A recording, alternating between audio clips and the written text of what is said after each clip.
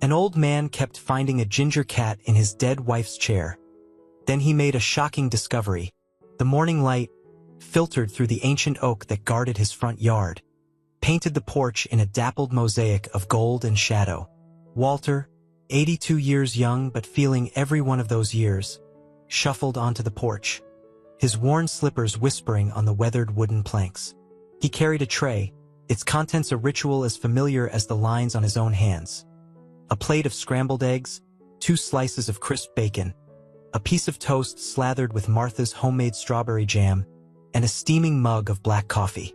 The house behind him, a modest 2-story colonial with peeling white paint and shutters the color of faded denim, sighed with the quiet stillness of a place long lived in and recently emptied.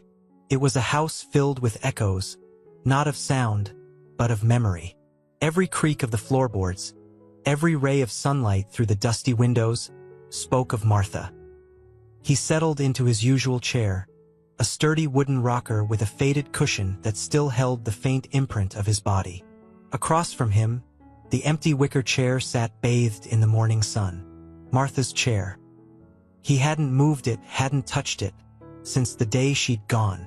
That word, gone, felt inadequate, a flimsy shield against the gaping hole she'd left in his life. He ate slowly, methodically, not tasting the food, not really. It was fuel, nothing more. He'd been a carpenter, a builder of things, a man who worked with his hands. His hands, now gnarled and spotted with age, still remembered the feel of smooth wood, the heft of a hammer, the precise angle of a saw. But those days were behind him.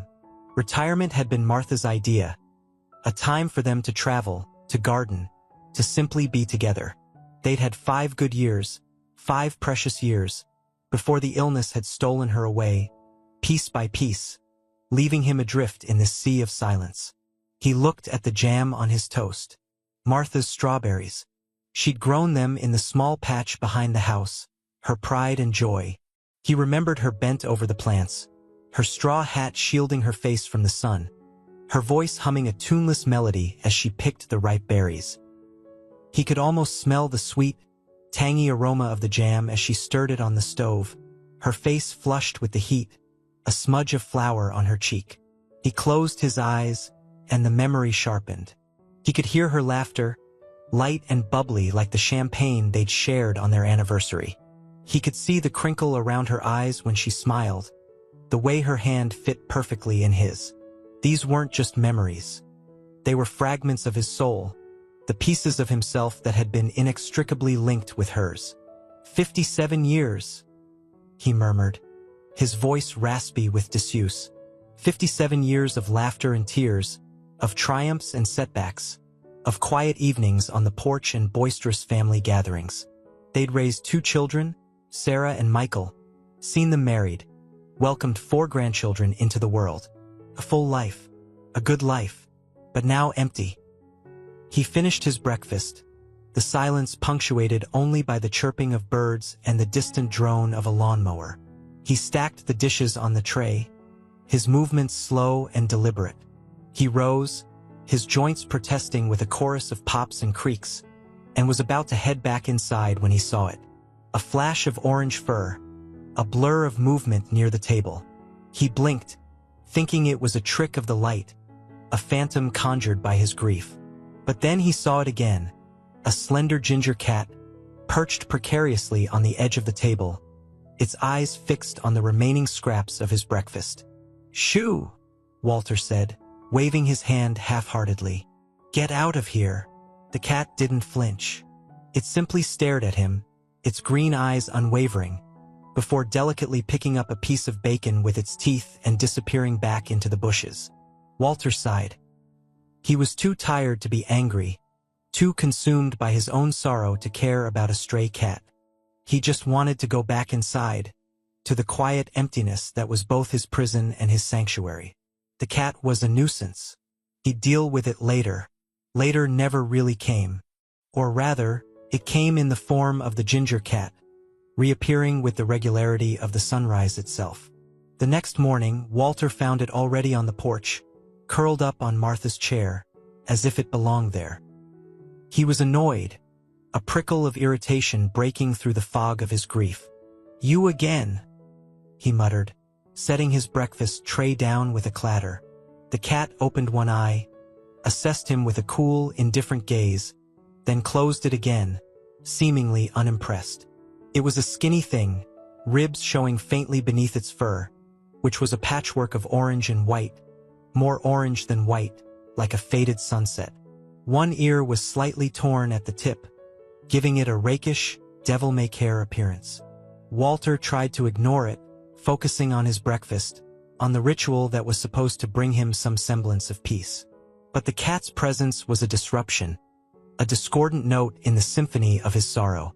It kept stealing glances at his plate, its tail twitching with barely suppressed hunger.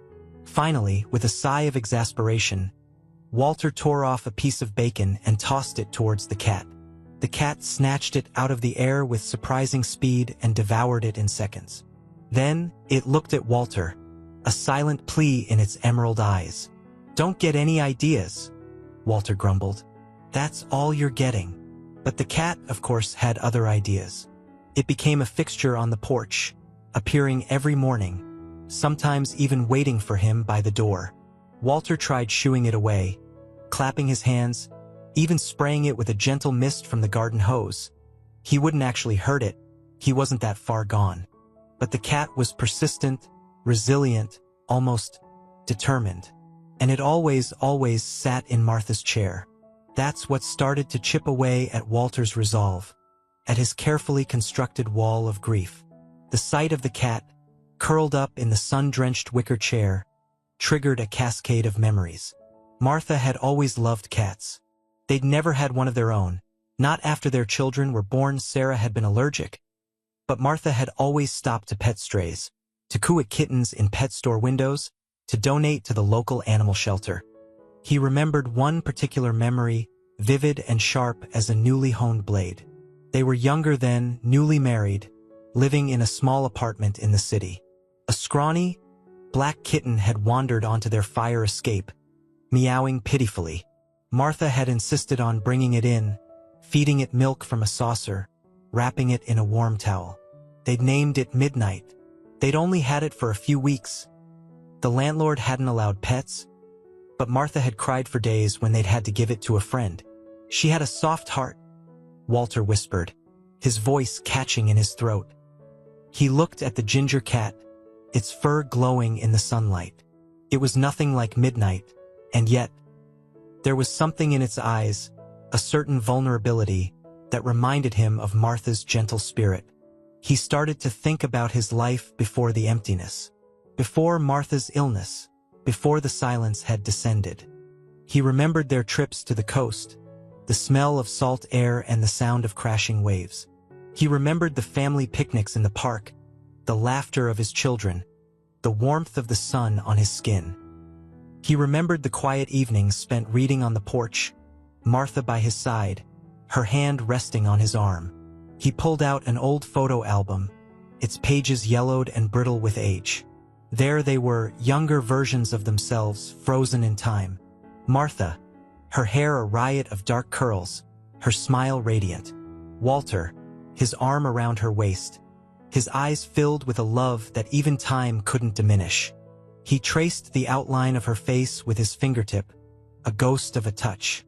He saw another picture, Sarah and Michael, as children, building a sandcastle on the beach, their faces alight with glee. Martha was kneeling beside them, her hands covered in sand, her laughter ringing out like a chime. He remembered that day, the feel of the warm sand between his toes, the taste of salt on his lips, the sheer, unadulterated joy of being a family. The cat meowed, a soft, plaintive sound that pulled him back to the present. It was sitting at his feet, looking up at him expectantly. Walter sighed. He reached down and scratched it behind the ears, surprised by the softness of its fur. The cat purred, a deep, rumbling sound that vibrated through Walter's fingertips. "You're a persistent one, aren't you?"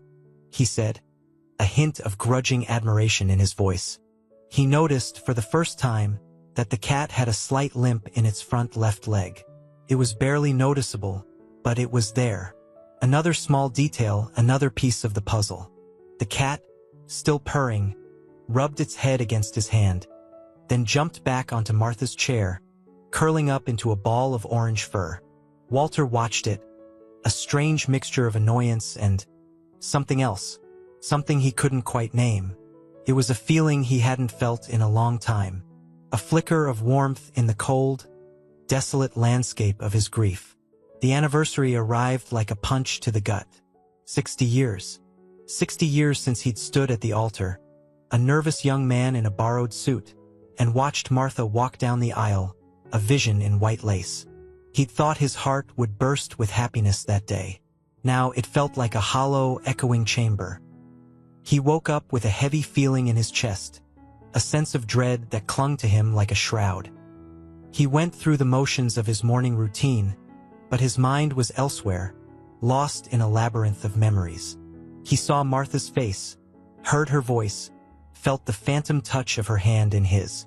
The ginger cat was waiting for him on the porch as usual.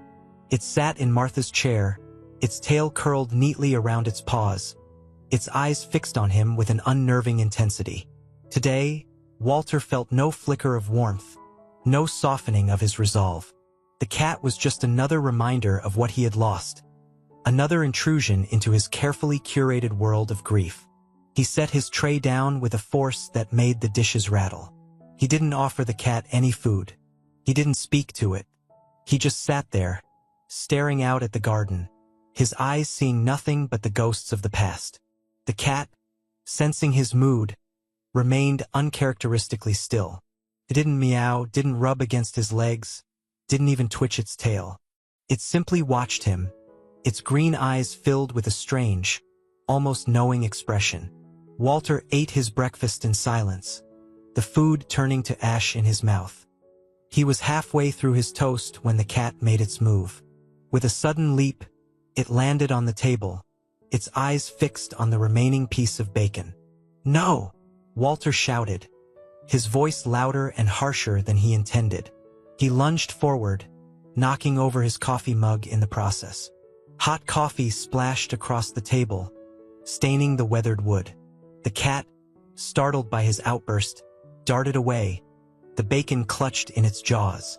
Walter, fueled by a sudden surge of anger and frustration, went after it. "Get back here, you thieving furball!" he yelled, his voice cracking with emotion. The chase was on.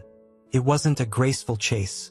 Walter, his 82-year-old legs protesting with every step, stumbled after the cat, his slippers flapping against the porch floor.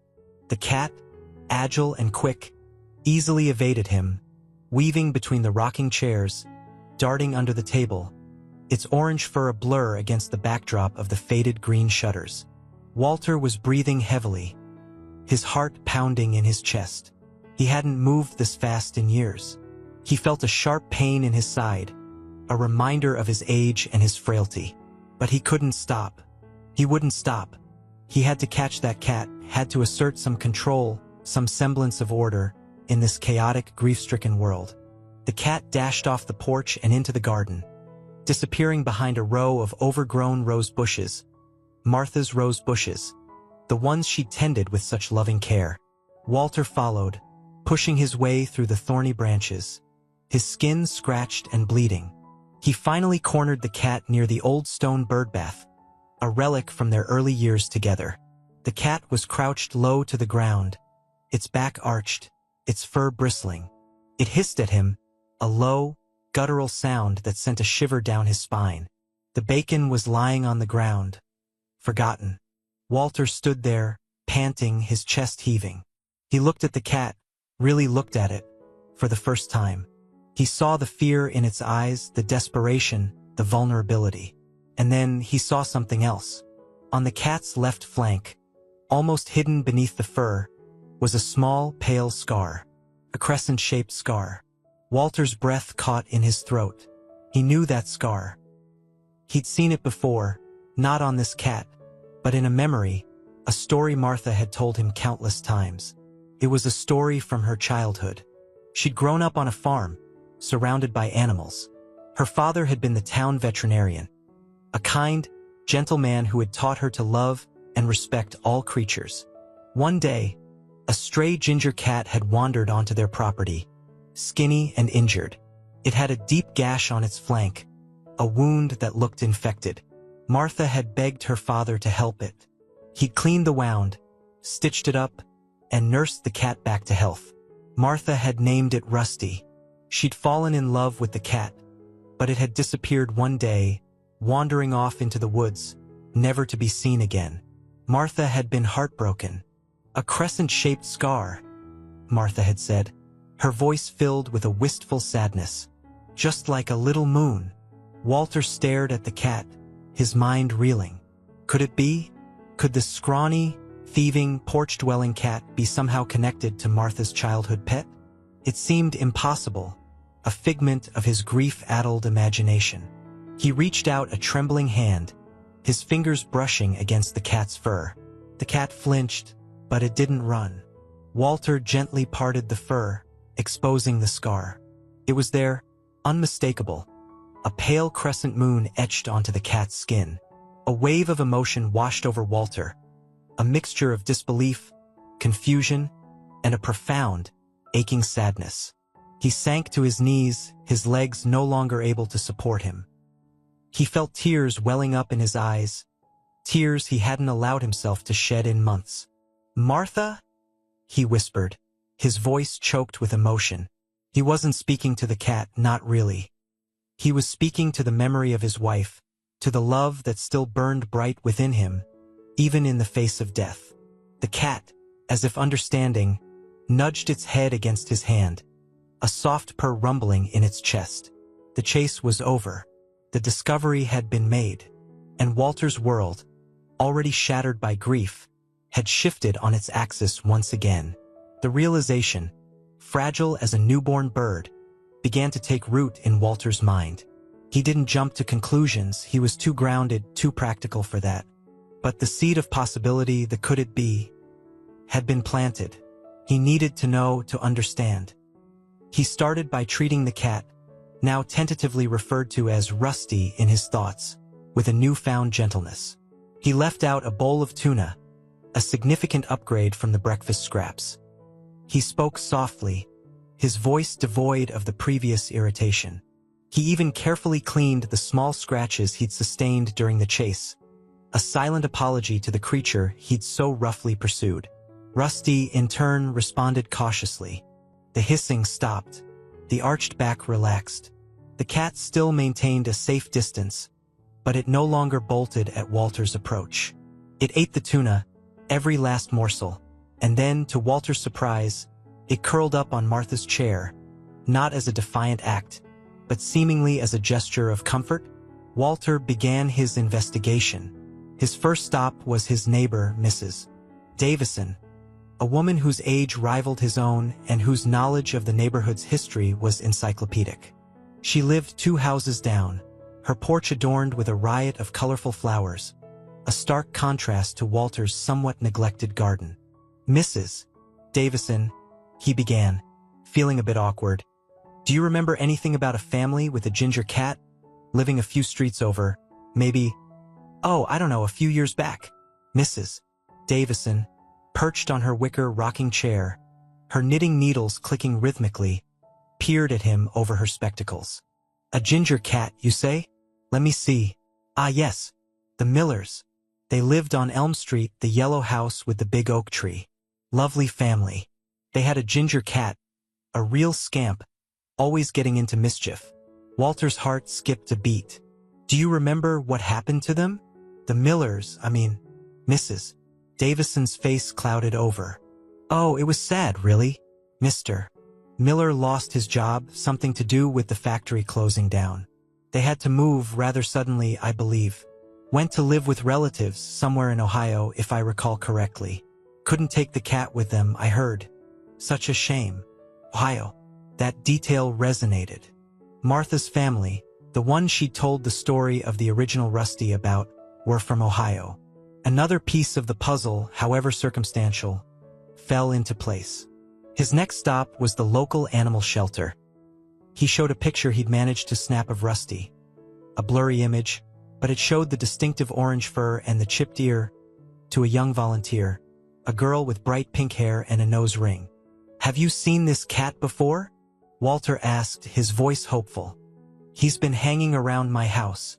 I think he might be lost." The girl studied the picture. "He does look familiar. We get a lot of strays, though. Let me check our records." She tapped away at a computer, her fingers flying across the keyboard. After a few minutes, she shook her head. "Nothing recent. But wait a second. There's an older record from about 3 years ago. A ginger cat found near Elm Street. No collar, no microchip. We held him for a week, but no one claimed him. He was eventually adopted out." She frowned. "The adoption record is incomplete.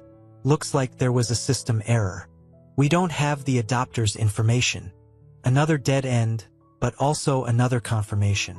The cat had been found near Elm Street, the same street where the Millers had lived. Walter even visited the local vet, Dr. Evans, a man who had known Martha and him for years. He showed him the picture and described the crescent-shaped scar. Dr. Evans examined the photo carefully. "It's hard to say for sure from a picture, but that scar. It does look like a surgical scar, a well-healed one. The location is consistent with a common type of injury we see in cats. As for the age 3, maybe 4 years old, possibly older. It's difficult to be precise. The age was about right, if Rusty was a descendant of Martha's childhood cat. It all added up, yet it remained frustratingly intangible." Walter spent his days observing Rusty, studying his habits, his mannerisms.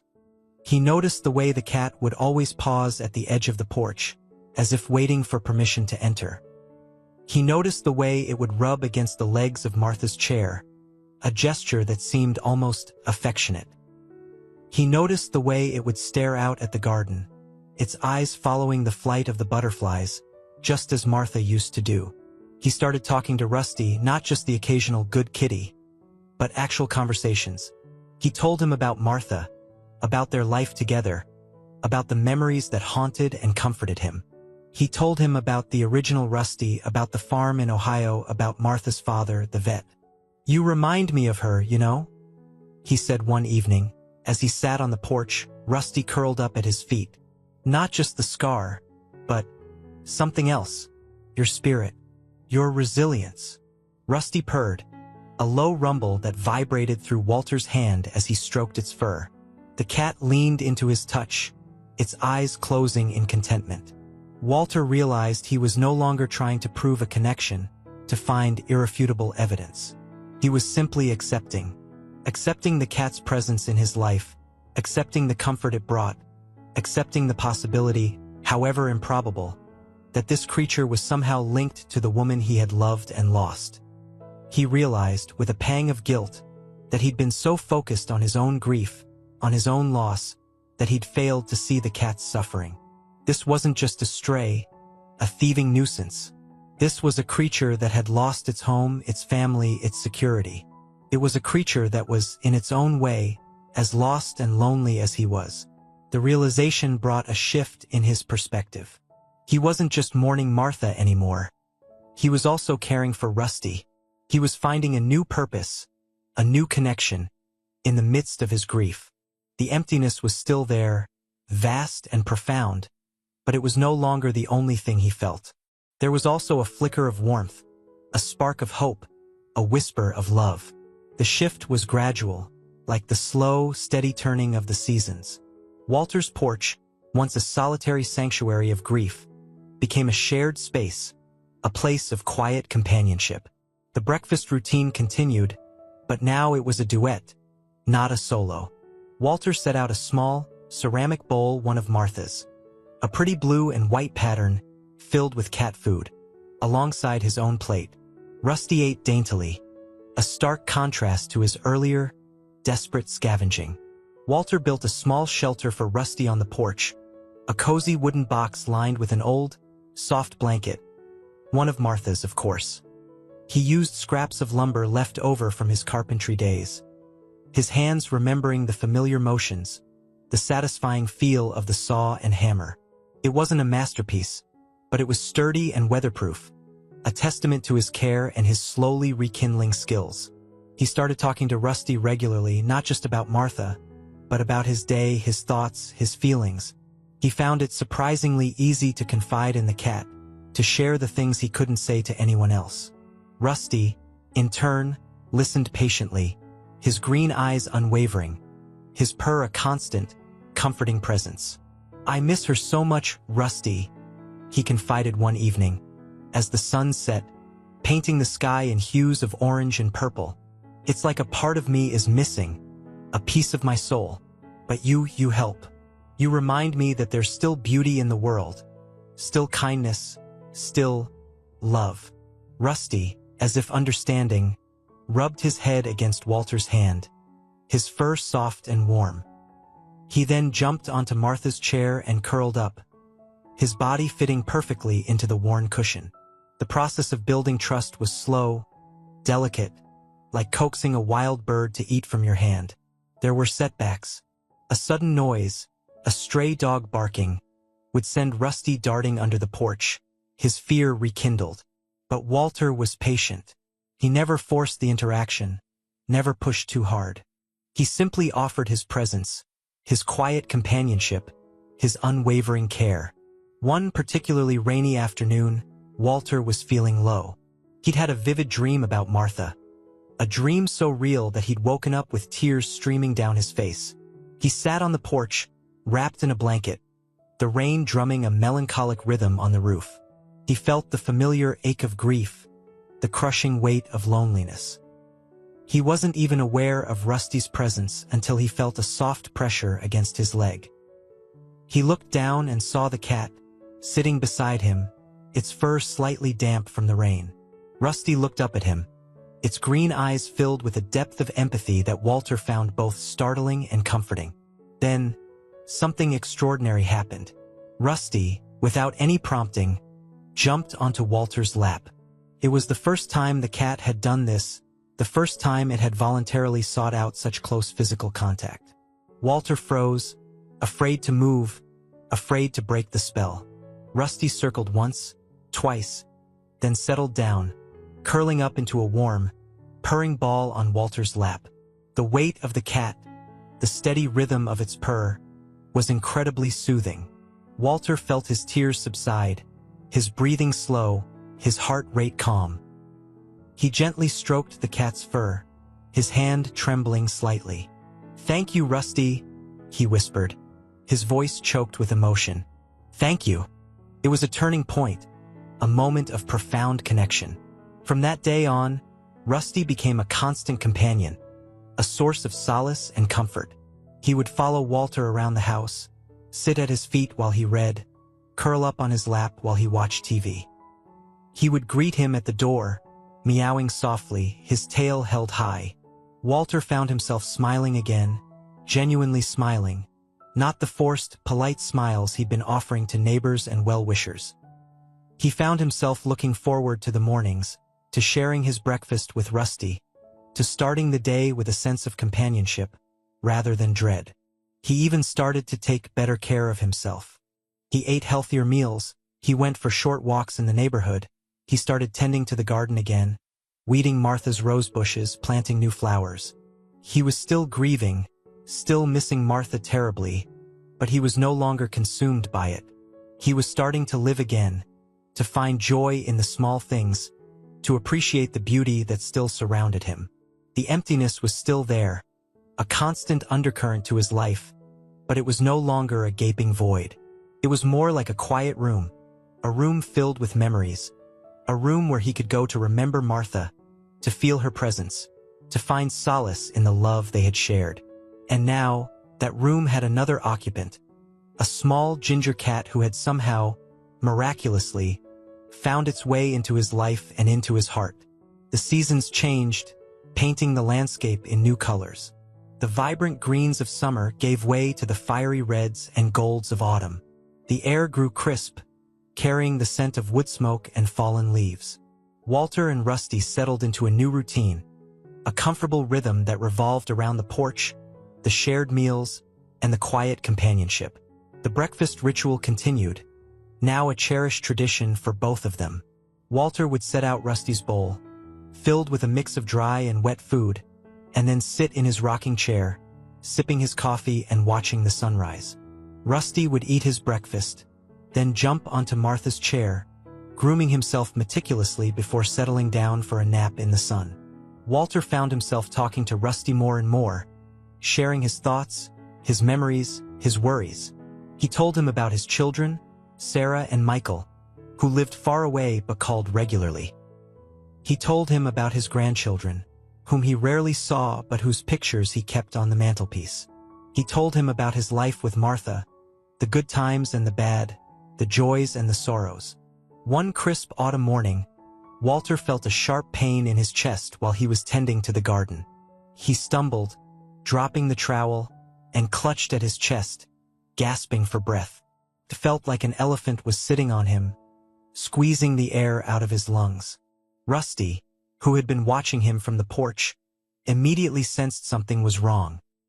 He let out a loud, insistent meow, a sound that was more like a cry than a purr.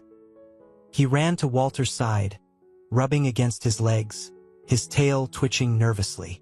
The pain subsided slightly, but Walter felt weak and dizzy.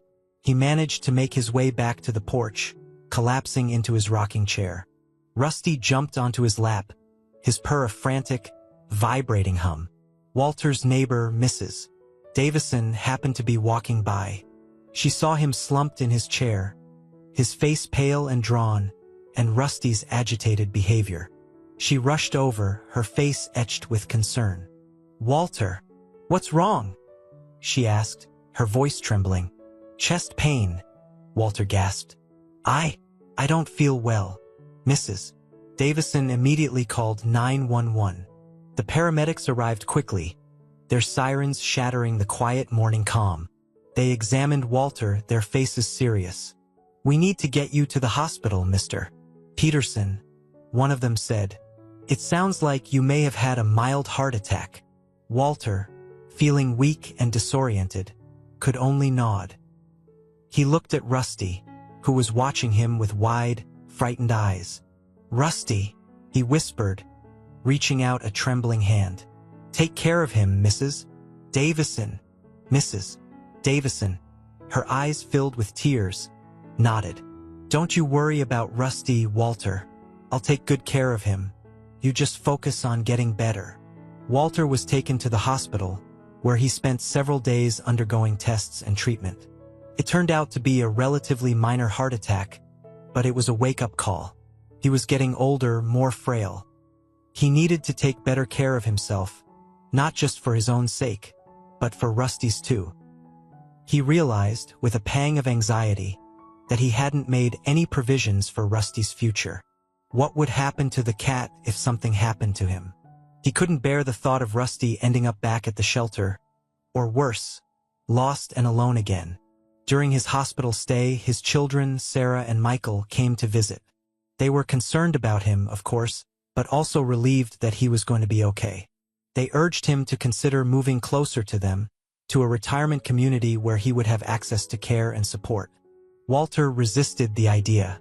He couldn't imagine leaving his home, the place where he had shared so many memories with Martha. And he couldn't imagine leaving Rusty. "I have Rusty now and I will take care of him," he told them firmly. He's important to me." He thought that he might try to contact Rusty's original family. He visited the animal shelter and showed them Rusty's photo again. "I am thinking if I can find Rusty's original owner," he said. "Oh, I am sorry. We don't have the adopter's information. There was a system error," the girl with pink hair said. "But I remember something about the cat and its owner. The cat was found near Elm Street, No collar, no microchip. A family lived there and moved to another state. I think you told me before," Walter said. "I am not sure about that." The girl was confused. "Could you please check the old record again?" Walter said. The girl checked again and said, "I found the record. You are right. The family's name is Miller, but they moved to another state, and there is no contact information." "Thank you so much." Walter got the answer. He realized that maybe Rusty was better to stay with him. When Walter returned home, Rusty greeted him with enthusiastic meows and headbutts. The cat had clearly missed him, and Walter felt a surge of love and gratitude for this small, furry creature who had become such an important part of his life. He sat on the porch, Rusty curled up on his lap, and watched the sunset. He thought about Martha, about their life together, about the new chapter he was starting with Rusty. He knew there would be more challenges ahead, more losses, more grief. But he also knew that he wasn't alone. He had Rusty, and that, he realized, was enough. Life, as it often does, threw another curveball. A few weeks after Walter's return from the hospital, he noticed Rusty wasn't eating as much. The cat, usually eager for his morning and evening meals, was picking at his food, leaving most of it untouched. He also seemed lethargic, spending more time sleeping and less time exploring the garden or playing with the catnip mouse Walter had bought him. Walter, his anxiety heightened by his recent health scare, immediately took Rusty to Dr. Evans, the vet. After a thorough examination and some blood tests, Dr. Evans delivered the news with a somber expression. "I'm afraid it's not good, Walter," he said gently. "Rusty has advanced kidney disease. It's common in older cats, but unfortunately, it's progressive and irreversible." Walter felt a cold dread grip his heart. He'd been so focused on his own health, he hadn't noticed the subtle signs of Rusty's decline. Guilt washed over him, mingled with the familiar ache of impending loss. "What can we do?" he asked, his voice barely a whisper. "We can manage the symptoms, make him comfortable," Dr. Evans replied. "Special diet, medication, possibly subcutaneous fluids. But it's not a cure, Walter. It's about quality of life, not quantity." Walter made the decision without hesitation.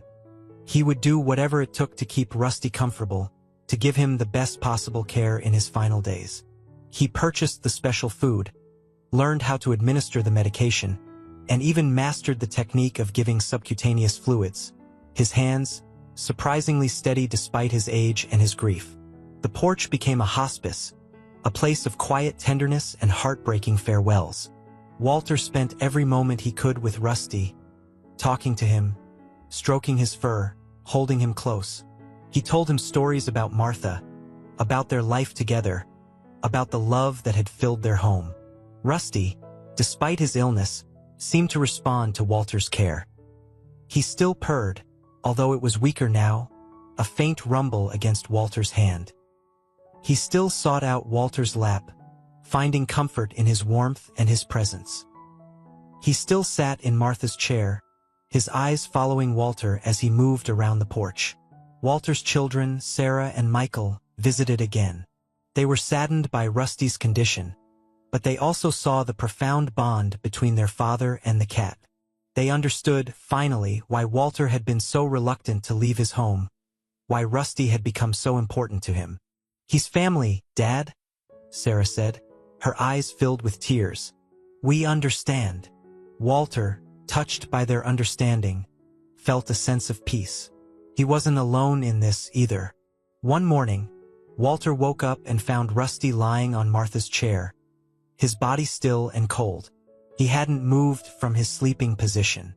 He was gone.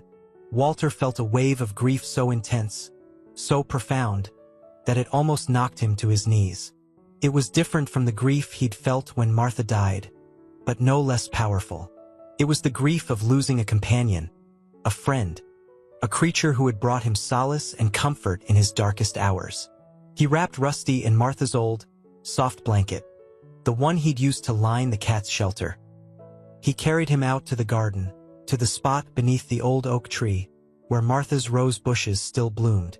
He dug a small grave, his hands trembling, his tears falling onto the soft earth.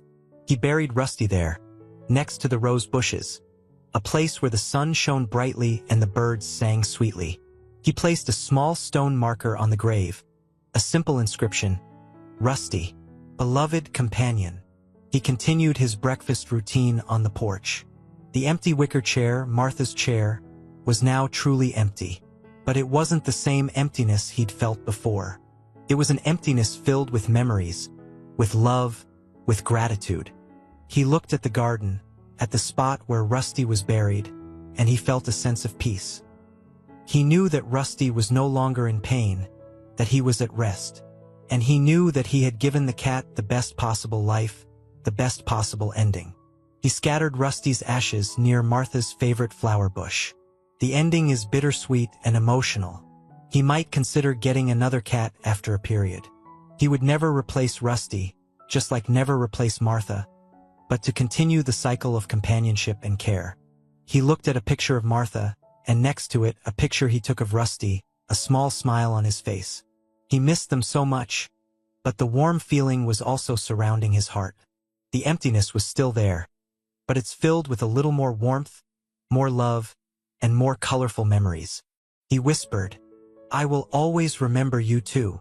The man discovers mother and baby orange cat caught in a net trap. Subsequent actions move everyone.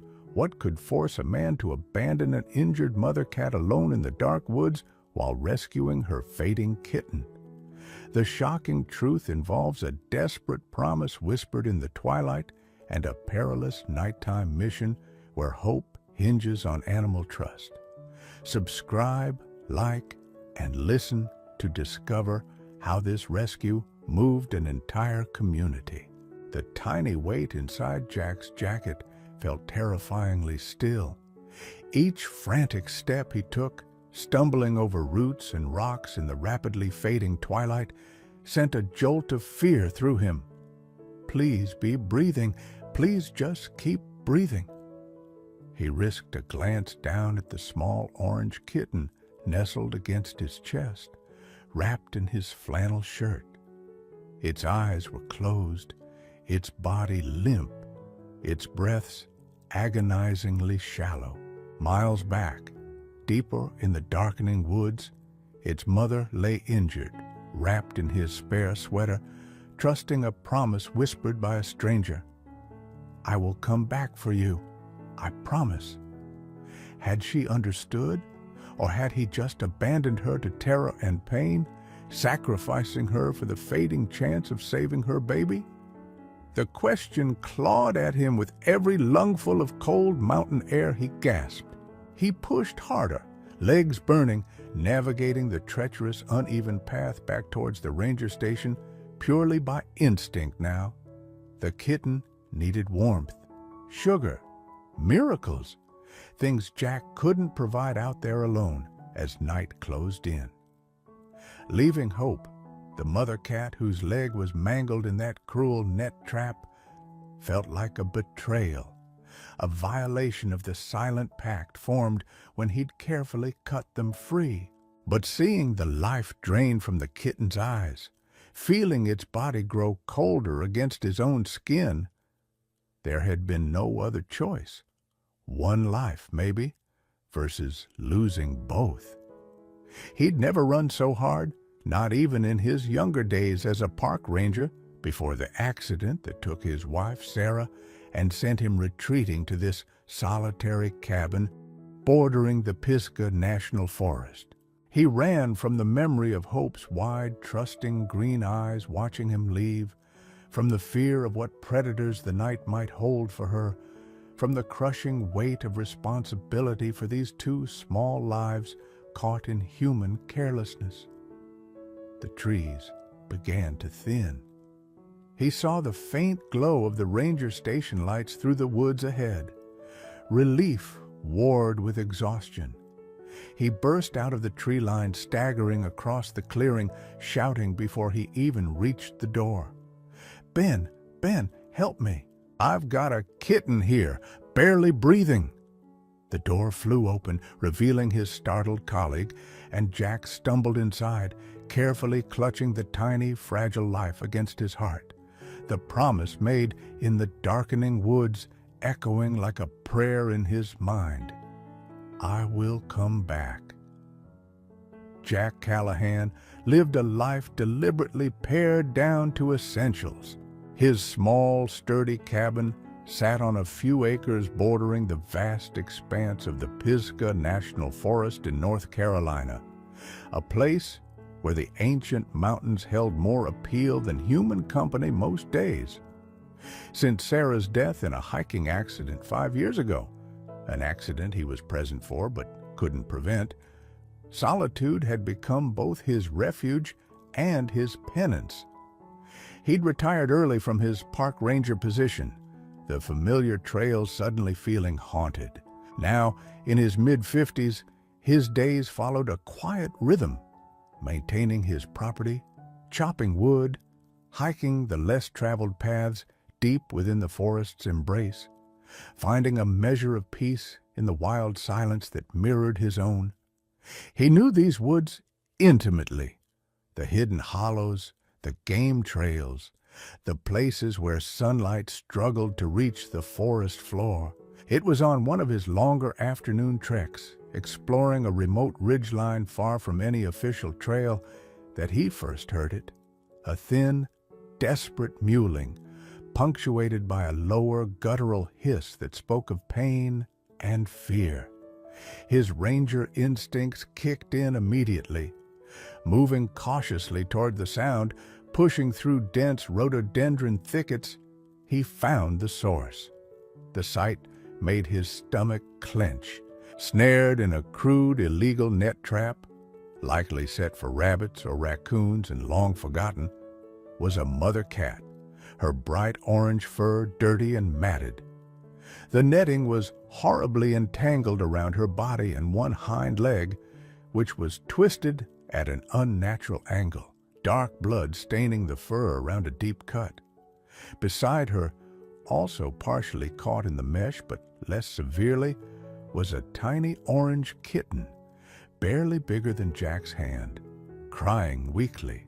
The mother cat, despite her obvious agony and entrapment, hissed fiercely at Jack's approach, trying to shield her baby with her body, her green eyes blazing with maternal fury and terror. Jack stopped, holding up his hand slowly. "Easy now, girl," he murmured, his voice low and calm. "Easy. I'm here to help." He crouched down, keeping a respectful distance, letting her see he meant no harm. It took long minutes of soft talk and slow movements before the hissing subsided slightly, replaced by low growls of pain and fear.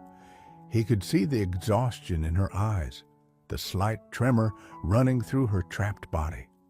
His decision was instant. Leaving them here was unthinkable. The trap was cruel, the injuries severe. Carefully, painstakingly, Jack opened his sturdy pocket knife. Speaking constantly in that low, soothing tone, he began the delicate process of cutting the tough netting away, starting with the kitten. The little one was cold, trembling, barely responsive once freed. Then he turned to the mother, Hope, as he'd already begun to call her in his mind. Freeing her leg was agonizing work. The net had cut deep, and the bone was clearly broken. She cried out, struggling weakly against his gentle restraint, but eventually lay still, seemingly understanding his intent. When the last strand fell away, she was free but grievously injured and unable to stand. The kitten mewled weakly beside her. They were miles from help. Darkness was gathering, and the temperature was dropping fast. Freeing them was just the beginning. Saving them would require something more. This immediate, compassionate act to intervene was the inciting incident, pulling Jack from his quiet solitude directly into a life or death struggle. With both cats finally free from the cruel embrace of the net, the stark reality of their situation pressed in on Jack. Hope lay panting shallowly, her injured leg bleeding sluggishly despite the pressure Jack applied with a clean bandana from his pack. Her eyes, fixed on her kitten, were clouded with pain.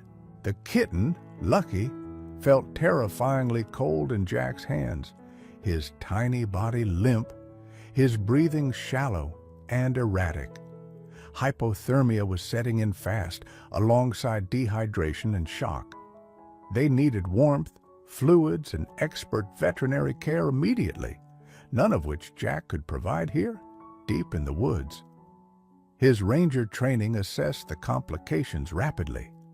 Darkness was falling, transforming the familiar forest into a maze of shadows and potential hazards. The temperature was dropping quickly now that the sun was below the ridges. The terrain back to the nearest access point, several miles away, was steep, uneven, and crossed a shallow but rocky creek. Carrying one injured animal would be difficult. Carrying two, one with a badly broken leg needing stabilization and the other critically ill and needing constant warmth, seemed logistically impossible if speed was a factor. And speed was the factor, especially for Lucky. Jack's first instinct was to help Hope. He examined her leg more closely. It was a bad break, compound, the bone likely splintered. Moving her without a proper splint or stretcher would cause immense pain and could worsen the injury significantly.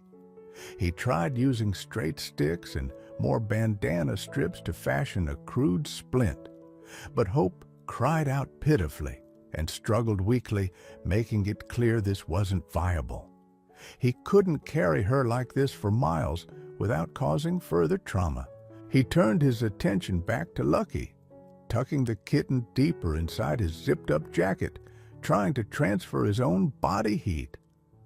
Lucky didn't respond, didn't even mewl anymore. Panic began to rise in Jack's chest. He knew the signs. The kitten was fading fast. He looked at Hope, who had dragged herself slightly closer, nudging the bundle inside Jack's jacket with her nose, a low, anxious rumble in her throat. The terrible calculation became unavoidable. If he tried to move both, he'd be too slow. Lucky would likely die before they reached help. Hope, while badly injured, was an adult cat, hardier, more likely to survive a few more hours if protected. But leaving her alone, injured, in the dark woods, the risks were enormous. Predators, exposure. Yet, staying with her meant condemning the kitten. His heart ached. He hadn't felt this helpless, this responsible for life and death since the day Sarah fell. He looked down at Hope's trusting green eyes, now filled with pain, but less fear than before. He gently stroked her head. He had to try to save the one he could save fastest. He took his spare woolen sweater, thick and warm, from his backpack. Carefully, talking softly all the while, he wrapped it snugly around Hope, trying to provide some insulation and comfort. He maneuvered her gently into the most sheltered spot he could find, a hollow beneath the roots of a large overturned tree, shielded from the wind. He checked her leg one last time, ensuring the bandana was still applying pressure. Then he knelt down, looked directly into her eyes, and made the promise that felt like tearing a piece of his own soul. "I will come back for you, Hope," he whispered, the name feeling right, necessary. "I promise. Just stay here. Stay strong." She blinked slowly, letting out a soft puff of air. Did she understand? He had to believe she did. Securing the kitten tightly against his chest, Jack stood up, took one last look back at the huddled orange form in the hollow, and began the desperate race against time back towards the ranger station, the weight of his promise heavy on his shoulders. Jack burst through the door of the small, isolated ranger station, gasping for breath, the icy air burning his lungs. Ben Carter, his younger colleague who manned the station during overlapping shifts, looked up from his paperwork, startled. "Jack, what the—" "Kitten, need help. Hypothermic," Jack choked out, carefully pulling the tiny, limp form of Lucky from inside his jacket. Found him and his mother in a net trap, deep woods. Mother's injured bad, leg broken, had to leave her. Kitten was fading. Ben, a former EMT before joining the Forest Service, sprang into action, while Jack, still catching his breath, recounted the story in fragmented sentences. Ben quickly prepared an emergency warming station using heat lamps and blankets. He checked Lucky's vitals. Heartbeat faint, breathing barely perceptible. He's critical, Jack. Real touch and go. They worked together, a practice team despite the unusual patient. Ben administered warmed subcutaneous fluids using a sterile kit from their advanced first aid supplies, while Jack carefully tried to get a few drops of high-calorie glucose solution into the kitten's mouth with an eyedropper. For long, tense minutes, nothing seemed to change. Lucky remained terrifyingly still. Jack felt despair begin to creep in. Had he made the wrong choice? Had he left Hope to suffer alone only to lose Lucky anyway? Then a tiny flicker. Lucky's ear twitched. He gave a minuscule gasp, then a slightly stronger breath. A weak, mewling sound escaped his lips. Ben let out a sigh of relief. Okay? Okay, he's responding. Still critical, but responding. Keep him warm, keep trying with the glucose. That tiny sign of life, that fragile victory against the encroaching cold, reignited Jack's determination, washing away his exhaustion. Lucky had a fighting chance, which meant Hope was still out there, injured, alone, waiting. He looked at the clock on the wall. It was well past dusk now, full dark outside, the temperature plummeting further. "We need to go back for her, Ben," Jack said, his voice regaining its strength. "Now." Ben looked hesitant. "Jack, it's pitch black out there, rough terrain. We know the general area, but finding that exact spot at night, and your leg—" Jack walked with a slight limp himself, a residual effect from the accident that took Sarah.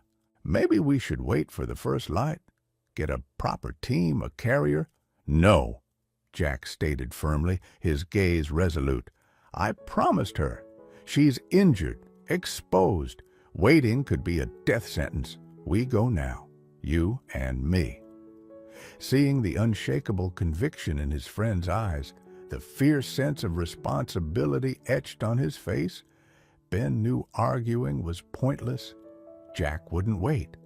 He had made a promise to an animal in the woods, and he intended to keep it.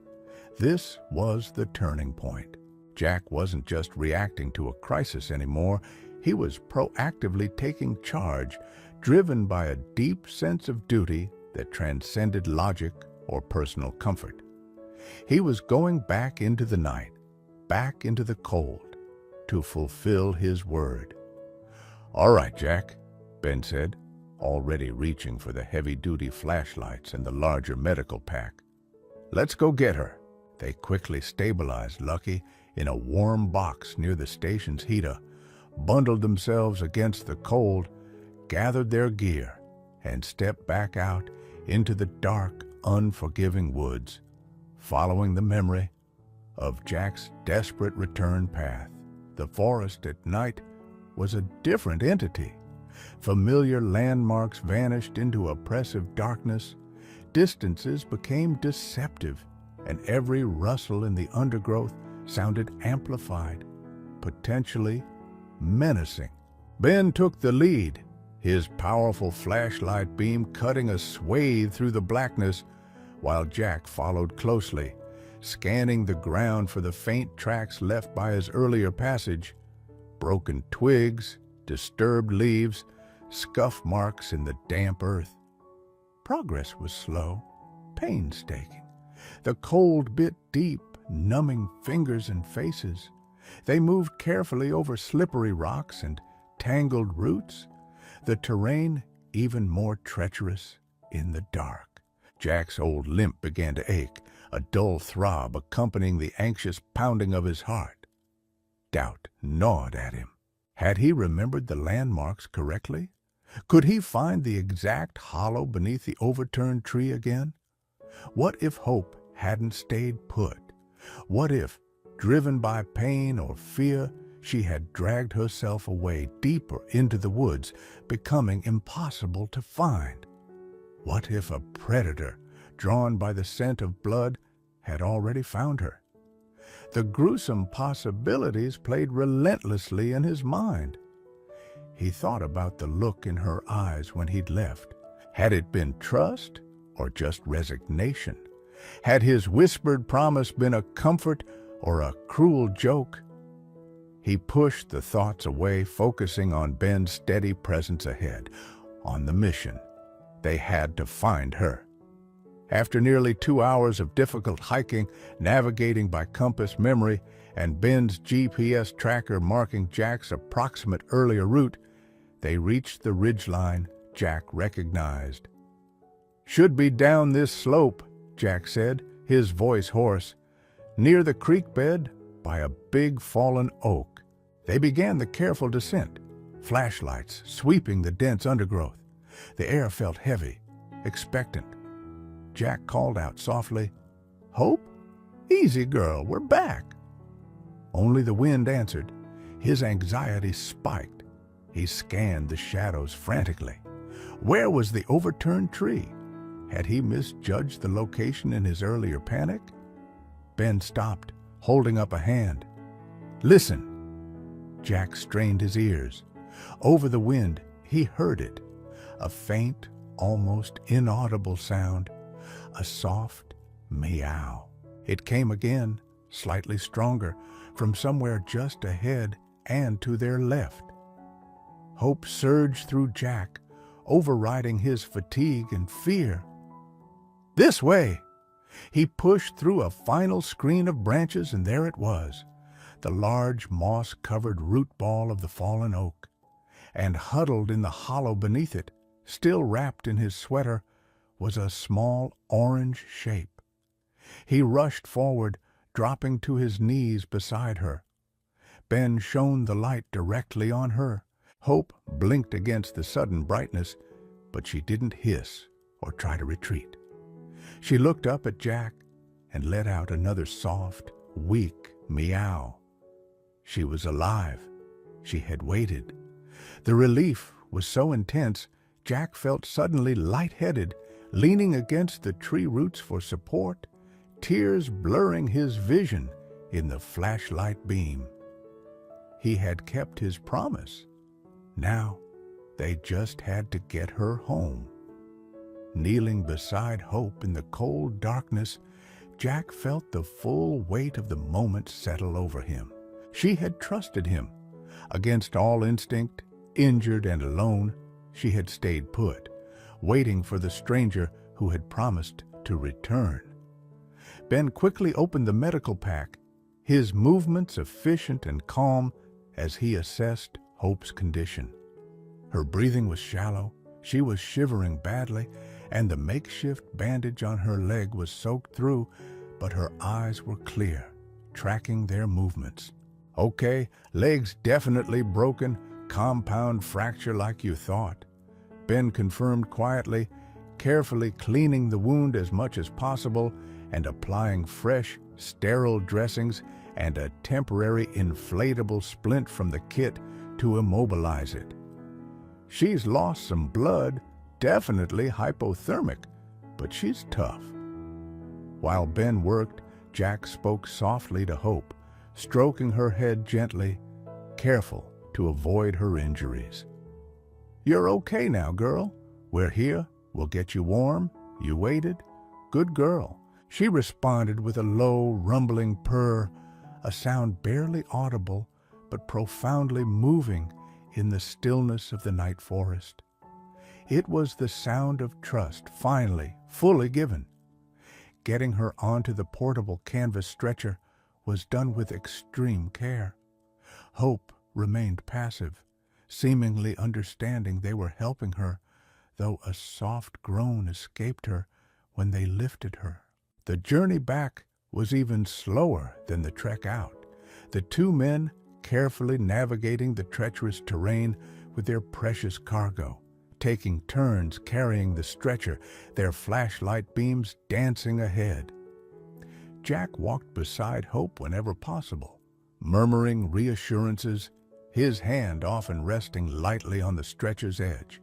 The emotional climax wasn't a moment of high drama, but this quiet, arduous journey through the darkness, carrying an injured animal who had placed her faith in a human promise.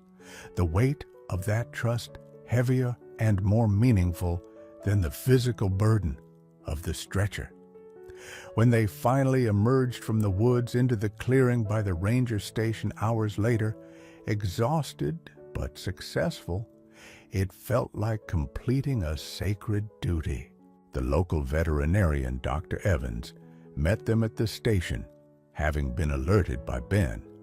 Hope was immediately given pain relief and IV fluids, then carefully transported to the clinic in town. Lucky, the kitten, was doing remarkably well, already much stronger after hours of warmth and care, eagerly nursing from a bottle Ben had prepared.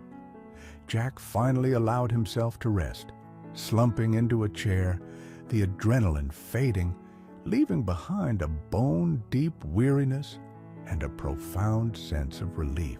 Hope required surgery to set her broken leg, followed by weeks of cage rest and rehabilitation at the clinic.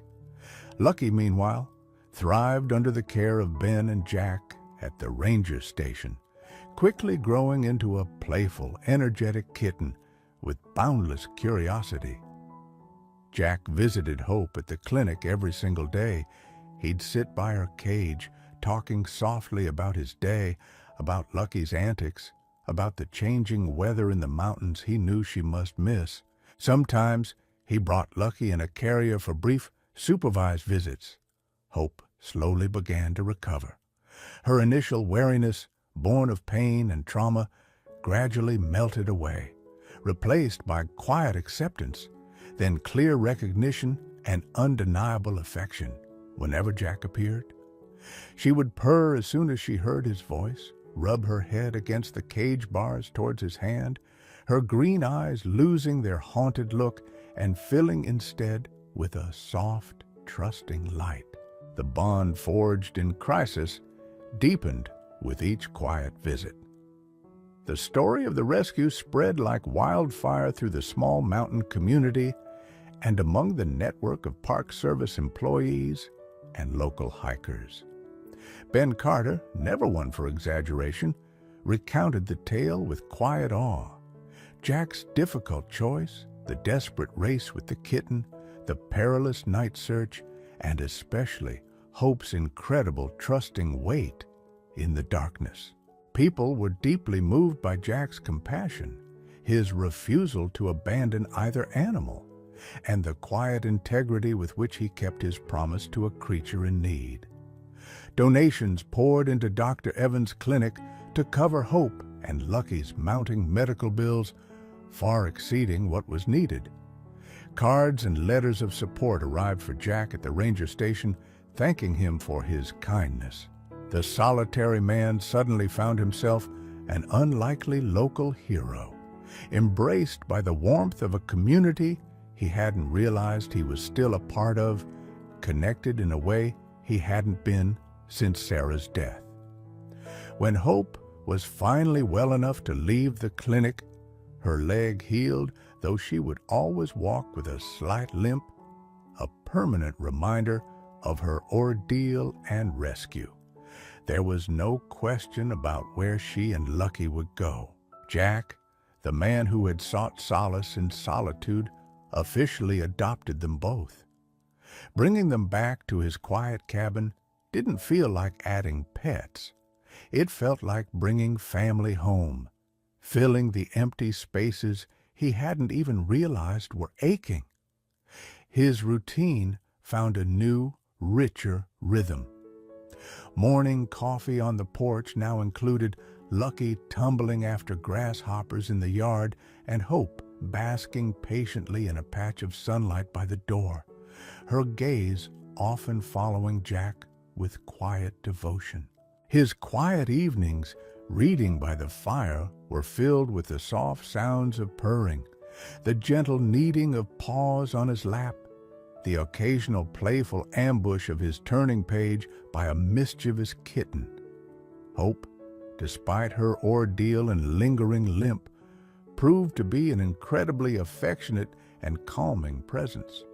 She often sought out Jack's lap, settling instantly into a deep purr, content just to be near the human who had saved her and kept his word. Lucky adored his mother and his rescuer with equal, boundless fervor, dividing his time between playful wrestling with Hope's tail and curling up trustingly on Jack's chest. Jack's cabin no longer felt quite so empty. The silence was different now, alive with the comforting sounds of his small, furry family. He still loved the woods, still found peace in their depths, but his solitude was no longer absolute or isolating. He had let life back in unexpectedly, fiercely, through an act of kindness born of instinct and empathy. The rescue had moved everyone who heard about it, inspiring acts of kindness throughout the community. But most profoundly, it had moved Jack himself. It reopened his heart to connection, gently easing the grief he hadn't realized still held him so tightly, and reminding him that even after profound loss, compassion and responsibility could forge new bonds, as strong and resilient as the ancient mountains surrounding them. He had gone into the woods that day seeking peace and returned with hope and with Lucky, finding not just a family, but a renewed sense of his own capacity for love. And that, perhaps, was the most moving outcome of all.